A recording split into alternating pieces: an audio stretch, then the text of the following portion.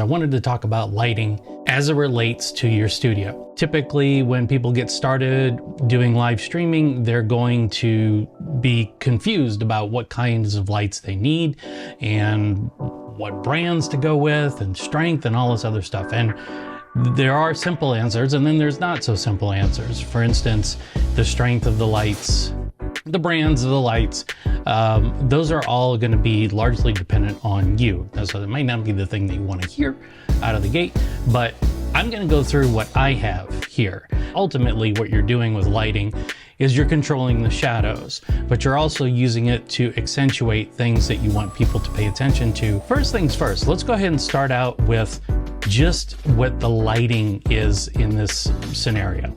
I'm going to turn off these backlights. All right, so this is just me, right? So you can see the big difference already, what's going on here. So this is what I have is it's basically a traditional 3-point lighting system. I've got my, actually my key light, I've got a fill light, and then I've got a hair light above me and up. So let me show you where those are in relation to me. We go over here, this is my key light, okay? And you can see the light itself looks very big, but it's actually a smaller light that's got a, it's a point source light. So it emanates from a single point. And then what I've placed on top of this is what's called a parabolic softbox. And the softbox spreads or diffuses the light over the entire surface area. And then you see this thing, they call it an egg crate mesh. If I go back to my screen here, right, and I'll turn off, let me just go with the fill light and hair light off. So this is my key light. This is the one that I've just got here. And you can see I've got the, this side is nice and lit, and then this side is darker over here. But you see this little kind of, it's like a triangle. See, like here, right? It goes down and back up. This is what you're looking for when you get the angle of the light. So both lights, both my key light and my fill light are off at 45 degrees and roughly 45 degrees up, in elevation. That gives you a nice even lighting. So if I turn on the fill light to light this side of my face, you can see it now provides a little bit more, it's even lighting, but there's still a little bit of a shadow on this side of my face because the fill light is not meant to match the intensity of the key light in most cases. I mean, there's obviously exceptions. I'm not saying this is a hard and fast rule, but this is the way things usually get set up. If I go to my iPad here, you can see the way I'm controlling this right now is through the iPad.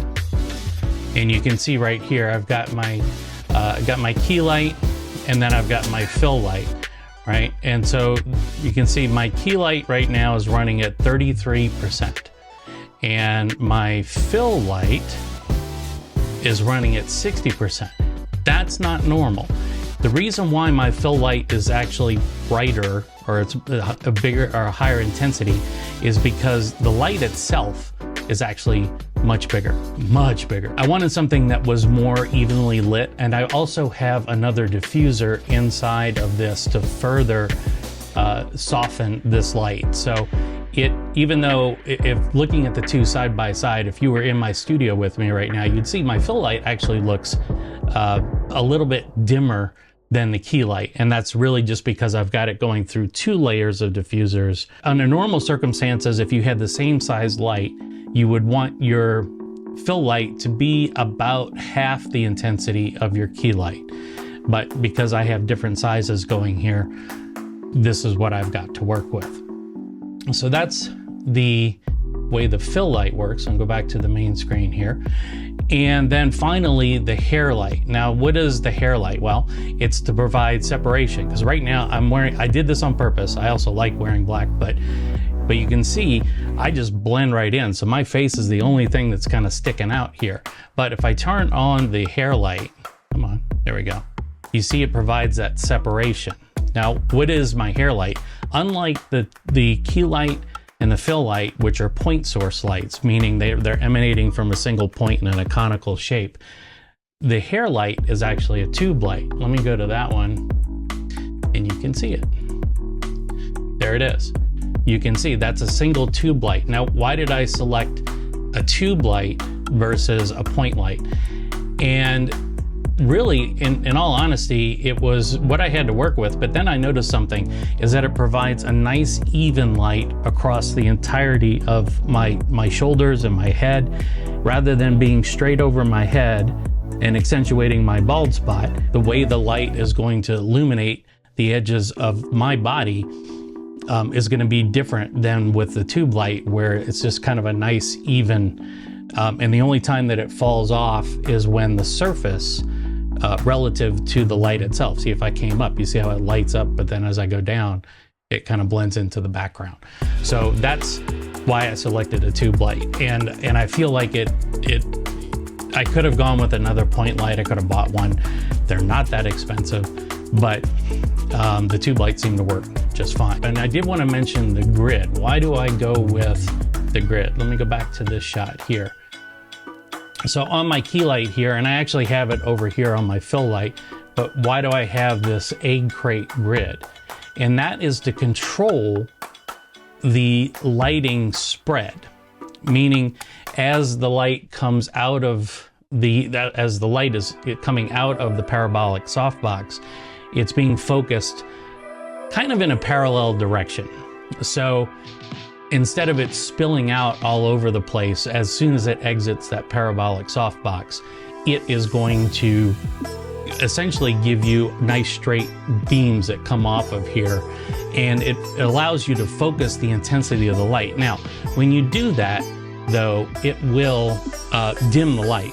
The light will appear to have less of an effect, but you can see the effects of my key light, which is right here, and the effects of my fill light, which is over here, on the leather chairs behind me. You can see those. If I turn it off, I'll just leave the hair light on for the second. You see that, right? And so that, even if I didn't have those egg crates on there, it would go even further. It would spread all over to my background. So I'm trying to minimize the amount of spillage of the light to my background. So it's focused on me. All right, so that is how I get lit up. Now, what about behind me? The whole thing that I started with. So I have two different sets of lights. So when we put them back on, they'll turn on, they go on by themselves. Okay, that's one set of lights. And then I've got a few more lights that light up. So I'm gonna turn those on. And you can see now what's behind me is a obviously much brighter scene. And then I've got a mixture of purples and blue, and a little bit of red in there, a little bit of like deep orange color going on. You can see, especially on the leather chair, back on this side here, you can see that orange. That's actually coming from, I can show you in the camera top view here. It's kind of hard to see, but just right in front of that chair, kind of dead center of the chair, right here, is a light. You can see as I move it, there it is. So that's on a stand behind me. That's purely there to accentuate the chair. That's it. So that was it doesn't, you don't need to do all this stuff, but for me, it gave it a nicer look. And then I've also got one on the other chair, which if I move over, you can see I've got the orange right along the orange, and kind of a little bit of purple going on there too along that chair. So that's how I illuminate this. Now, all the lights that are inside the studio right now, with the exception of one set, which I haven't covered yet, they're all color LEDs. That comes down to personal preference, like what you want to do with it. For instance, if I'm trying to set a different mood, if I wanted to give, I have I call it the library, so I can switch my lights over here, and you can see I get more of like a vintage light style, right? And that allows me to change the color of my lights And I don't know if we need this, but you can, I'll leave it here for now just so you can see it as it makes changes. The lights themselves can animate. So if I wanted to do that, I can switch it over like this, and now I've got pulsating lights. So let's take a look a little bit. So here is a tube light that I've got in the, this is on one side of the set, and then I've got another one, an identical one on the other side of the set. You see right there. And then I've got down below here, I've got a light back here. It's lighting up the underside of this old Sony camera and an old Yeti microphone that I have. I've got another light here that's underneath my Saints helmet. I've got a light actually inside the helmet to light that up. And then I've got these two lights here. I've got this light here. Wow, this colors on the iPhone are way off. But you can see I've got a light here, and I've got another one underneath my on-air sign. And then finally, up top here, I've got another light. This lights up the set, basically the painting back behind me. What's this guy doing? You know, this guy's sitting here. It looks a little, it looks bright. It looks like it's a white color. It's actually orange-ish. But I do this for a reason. So you see I've got a light fixture sitting on top of this table, right? So what I want is to give the appearance that this light is illuminating the painting behind, but I don't want to overblow this light. I don't want to overexpose it for my scene. So I turn it down low, and then I use this light behind it, calling it the motivating light, and that is the one that actually lights up the painting behind. But you can see behind me, if I move out of the way, you can't see that other light. You just see the light fixture, right? And so what I'm doing is I'm giving the appearance. So if I wanted that to be a different color even, I can use the Amaran app to control the lighting. So I wanted to get to that. Okay, let me switch over to the Amaran app. This is the app that ships with Amaran lights. And Amaran Aperture, it's the same company, mostly. If I were to tweak this and make it something, you know, obvious like a green, and crank that bad boy up, you can see now behind me, that's what you get. Obviously not the look you want unless you're going for something that's a little bit psychedelic. But the point is that you're using one light, using two lights to give the appearance of one, where one is actually having the effect on the objects that you want it to affect, and then the other one is just there for show. It's basically what you see on camera. That technique is used all the time, especially on sets where you'll see a light fixture on the set, and then that set will, they'll use other lights to actually illuminate the surfaces that they want to illuminate. So that gives them complete control over that stuff.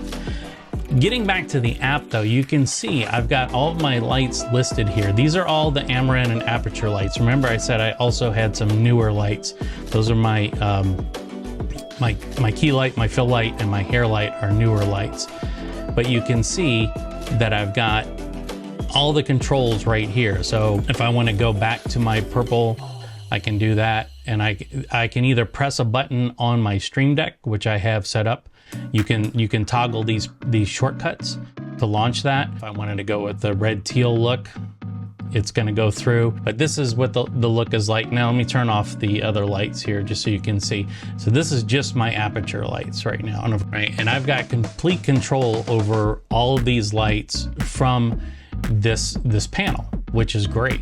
All right, so but you can see here, I've got the ability to set color temperature, like the calibrated color temperature. I can set my HSI colors. If I wanted to do RGB, I could. There's some scenes here that are preset scenes. If you want to, you know, give the look of these different settings. You got like Sakura, so if you're doing like cherry trees or something like cherry blossoms, you can go with these kind of predefined scenes.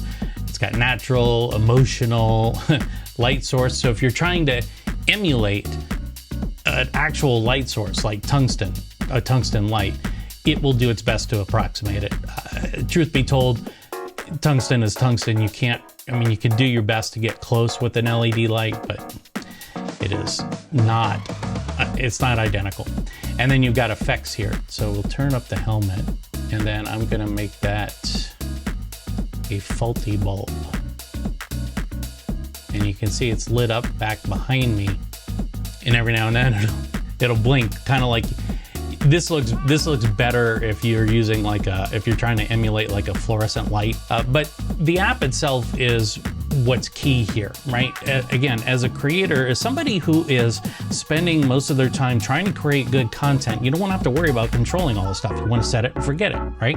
So the nice thing about the Amaran app is that it just works. I mean, it does have some stability issues. It will crash for me at least once a day, but you just fire it right back up. It doesn't crash the lights. The lights don't stop working. It just won't send commands until you relaunch the app. But I've already made it known to them that it's crashing for me consistently. So the other thing is that when you're selecting, I'll just get off of this. Well, here you can see this is, like I said, this is Amaran. Now, if I go back to my iPad, and you can see this is the Neewer app. The Neewer app only runs on iOS. The Amaran app, the desktop app, runs on both iOS and macOS, which means it's compatible with your Stream Deck, which is killer. So I don't know necessarily if, I wish that Neewer had an app that ran on the desktop so that you could control their lights through the Stream Deck, but they don't yet. So you have to use this app, and it's not as intuitive. You can see I've got all the devices that I've got set up here with the Neewer, but with the Neewer app, it's just, you can, if I tap on a light, for instance, if I tap on my my key light, which is on, you can see I've got settings for the light controls and stuff like that, and it's fine. It's fine. Don't get me wrong. The Neewer app has definitely gotten better over time, but I think the Amaran app is better overall, and a little bit easier to understand, a little bit easier to configure. The difference is, though, that the Amaran lights are typically 1.5 to 2 times more expensive than the Neewer lights. So you have to pick your battles. So you can see here, the Neewer, the CV60s, which is what I'm using. The CV60s are, they're pretty inexpensive right now. It's a 70-watt bulb, $132. Can't really beat that, and that's full RGB. The equivalent Amaran light, well, they don't really have an equivalent, but the next step up would be the 150 watt. The Amaran light is $349, so that gives you an idea of the price differential. So the thing is, though, that you always have to remember when you're picking lights, if you're just getting started, great, you're in a perfect position, because that means that you're going to have everything available to you to pick your whatever ecosystem you want to run with. And for me, the software, the ecosystem of the software is just as important as the lights themselves. So that's why I ended up, I'm kind of at this point where do I stick with 2 different brands, or do I just go switch over all to Amaran Aperture? I'm not really sure, but in any case, that's where I'm at right now. Now, what I want to do is cover something very simple, and that's just the green screen lighting by itself. Oh yeah. So over here, you can't really see anything, but this is my green screen. And if I turn on the lights for the green screen area, you'll see now it pops up. Now, what does that look like? I'm glad you asked. Let's hop on my little iPhone doohickey here. I'm gonna walk right over here, and you can see there's my green screen, and here's my little Link camera. This is my camera that I'm using for doing stuff on the green screen. But what I wanted to focus on right now is up above here, and these are the lights. So what I've got here are 3 lights, and those lights, you can see here, Each one of those lights is pretty bright right now. I think these are up around 100%, but these are key lights from Elgato. I originally bought these for the lighting in my studio, which is now these two parabolic lights, but they end up working out great because now you can see they provide a nice general illumination for my green screen. You can see these lights are just hanging from, I got some black iron pipe from Home Depot, mounted it to my ceiling, and then I created some rails and used clamps to clamp these lights to here. So, I mean, quite literally, the distance that I'm walking from my green screen to where I was just sitting with the studio is right there. So the key with any lighting though, or any green screen application, is going to be the lighting. You want to have a nice even green light. If I go in Ecamm, I can go into live demo mode here real quick and show you. In Ecamm here, I can, I'll turn on green screen, and there it is. Now, if I go walk out in front of my camera, here I am, shadows and all. I'm not a big fan of the shadows because you can see why. They get a little bit wonky. So I try and step away from the green screen as much as possible.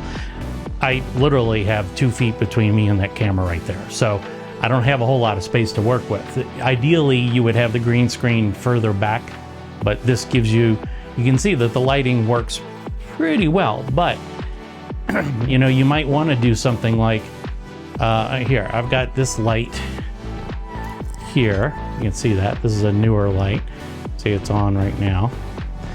And let's say I wanted to give myself some lighting off to the side here. So I've got a little bit more even lighting on my face, and maybe I wanted to use another one of these like this, and I've got it on a little tripod, and I'm gonna put this on a table. And so now, you see, I'm a little bit better lit, but now I'm dealing with shadows here. So I'd eventually have to play with this stuff. But the point being is that you want to have a nice even light so that you don't get any weird artifacting. You know, the only time you're going to get it is like when you see those shadows. And even here, even with 3 lights, what's tripping it up right now is the light sources, right? But you can see here I am with the green screen against a brick wall, which doesn't exist. But this is one way to implement that. Now, let's say you were doing something else, like you got weather or something like that. Let's play around with some of the backgrounds here. You're trying to design your lighting for the scene that you're up against, right? You want to think about it in that terms.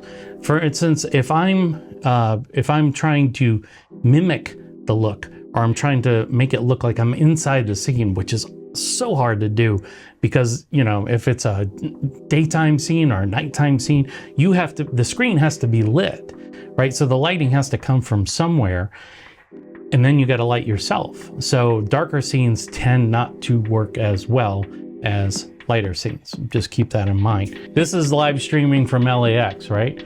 And so I can get out in front of this. Well, I gotta put it, I gotta put my camera ahead of that one. Let's do this. So now it should work. Yep, there I am.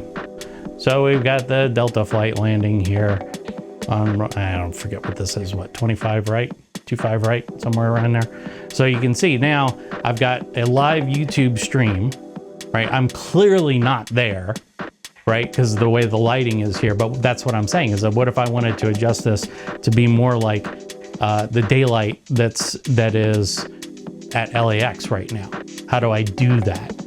You know, that really comes into setting the colors of the light. So let's say, you know, it's a little bit amber there, amber-ish. So let me go to my lighting, and I'm gonna set the color temperature down a little bit on these to about 4,500. So now it's a bit more of an amber look. I'm not sure if that's going to make that much. Yeah, it does make a little bit more of a difference. I'm not as white as I was before. You can see there's a little bit of, you know, if you get any kind of weirdness with this green screen, sometimes you'll see the fading happening here. So anyway, this is their stream, and I don't want to pirate their stream for too long, but you know, it's pretty cool. You got to make sure that your colors match whatever scene you're trying to appear to be in. And if that doesn't concern you, you don't have to worry about it. But again, I have a 3-point light here, and the only thing I think I would maybe potentially do, is move one of the lights to the back. So I would have a true 3-point lighting system like I have in my studio, meaning I have the 2 point sources like I have right here. See, I've got my point source here, that one there, and then I've got that one there. And then I've got the tube light behind me here. Here I am. Oh wow, that's trippy. Look at that. Off in the distance. Because I've got my green screen going. It looks like I have a big screen TV in my studio. That's kind of cool. Okay, so let's go back. Gotta have too much fun with this stuff, but if you're getting the light set up correctly and nice and even, it'll look good. It'll always look good, but you have to get that. The only way that green screen really works effectively is having good lighting. So green screens are fun. They're not always necessary. They're certainly not something that you need to do. I would think of green screens as a tool in your arsenal so that when you're planning out whatever show it is you're doing, that it is complementing your content, right? That's the key there, is that the content is king, as it always is, and you want to make sure that whatever content you're producing, the green screen fits into that in a seamless way. Otherwise, it's just there for show. So hopefully this was some good information for people who are looking to get a certain style, get a certain look, or are just, curious about how other people light their studios. It is something that is, it's a personal preference. It's also, it's kind of one of those things where when you're picking your lights, you just think about how you want to accentuate what's behind you. Obviously, you don't want it to overexpose on the camera. I've got a camera monitor here that's right in front of me, in addition to my confidence monitor, which I'm talking to you on, and this will show me the zebra patterns if my camera is overexposed in any area, and then I'll take the lights down. But you don't want those overpowering your lights, especially if you're doing any post editing. You don't want the lights to be overexposed, because you're not going to be able to get that information back if you're trying to adjust overall exposure settings in post-production. If you've got any questions, drop them down below, because you're going to be catching this on the replay. And if you wouldn't be too troubled to go ahead and hit the like and subscribe button, that would be awesome as well. All right, that's it for me. You guys take care, and I will see you later. Bye.